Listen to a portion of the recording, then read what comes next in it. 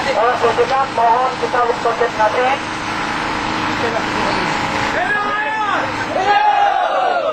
Bapak-bapak semua, hari ini kita membongkar kebenaran.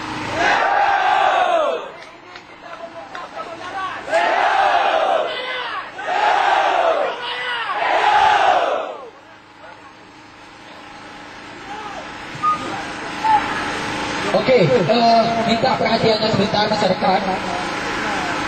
Sebelumnya, hidup rakyat! Oke, tapi beritahukan sekali lagi, kita merapat ke sebelah kiri. Itu yang pertama. Dan yang kemudian, bagi bukan peserta aksi, itu harap keluar dari barisan. Lihat baik-baik. Kalau memang bukan peserta aksi, tarik!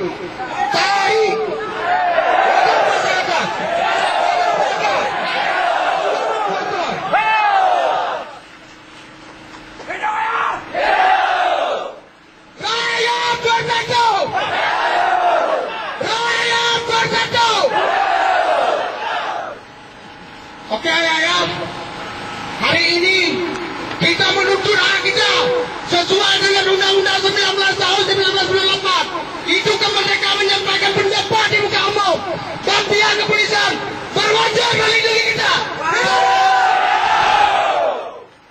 Bagi yang tidak ada alat atribut, pihak keamanan tolong disesuaikan.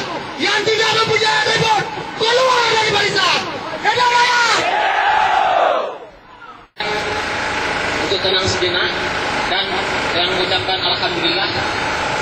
A'udzu billahi minasy syaithanir